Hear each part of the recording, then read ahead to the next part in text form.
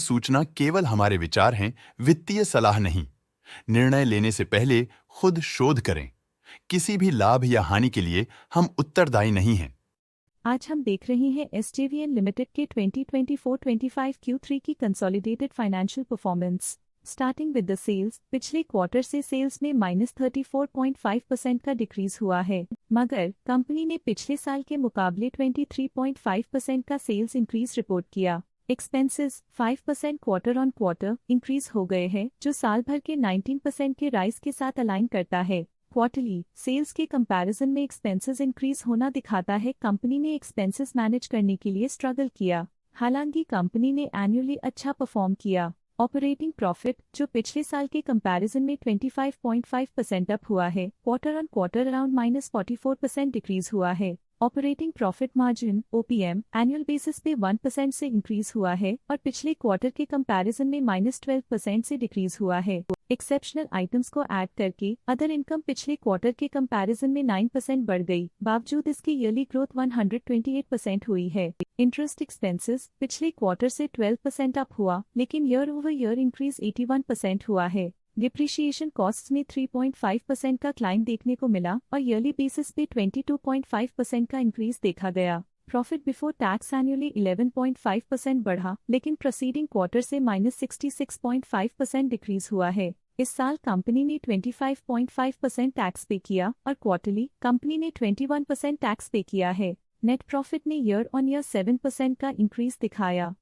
लेकिन last quarter से -66% का कंट्रैक्शन हुआ है। इस क्वार्टर के दौरान कंपनी का परफॉर्मेंस इतना अच्छा नहीं रहा।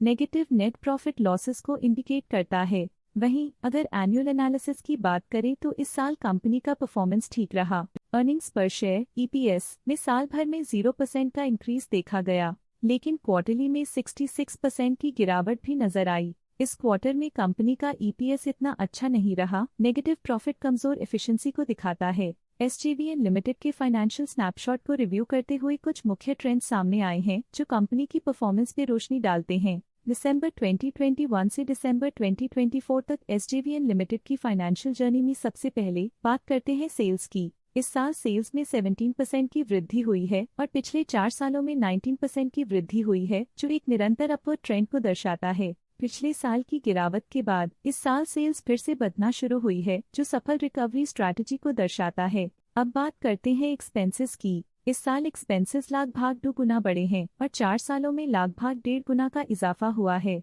इस साल हालांकि एक्सपेंसेस सेल्स से थोड़ा ज्यादा बढ़े हैं, मगर ग्रोथ रेट्स का करीब होना स्टेडी ऑपरेशनल कॉस्ट को दर्शाता है। चैलेंजेस से गुजरते हुए ऑपरेटिंग प्रॉफिट ने इस साल -43% की डाउनटर्न देखी, जो एक ट्रेंड को कंटिन्यू करता है। पिछले 4 सालों में -41% की डिक्लाइन के साथ एक वृद्धि के बाद पिछले 2 सालों से ऑपरेटिंग प्रॉफिट गिर रहा है, जो कुशलता बनाए रखने में चैलेंजेस को दर्शाता है। इस साल नेट प्रॉफिट में 16% की वृद्धि के साथ पिछले 4 सालों में -37% की गिरावट हुई है। लगातार 2 सालों तक प्रॉफिट में कमी के बाद इस साल नेट प्रॉफिट में हुए इजाफ ने एक टर्नअराउंड का संकेत दिया है, जो स्ट्रेटेजिक रीअलाइनमेंट्स का असर हो सकता है। इस साल EPS में 17% की वृद्धि हुई, हालांकि पिछले 4 सालों में -37% की गिरावट देखी गई है। लगातार 2 साल की गिरावट के बाद इस साल EPS में वृद्धि प्रॉफिटेबिलिटी में रिकवरी के शुरुआती साइंस देती है। चलिए अब बात करते हैं शेयर होल्डिंग पैटर्न की। एसजेवीएन की शेयर होल्डिंग रिपोर्ट्स कुछ इस प्रकार की हैं, जो दिसंबर 2024 के 31 तक चलता है।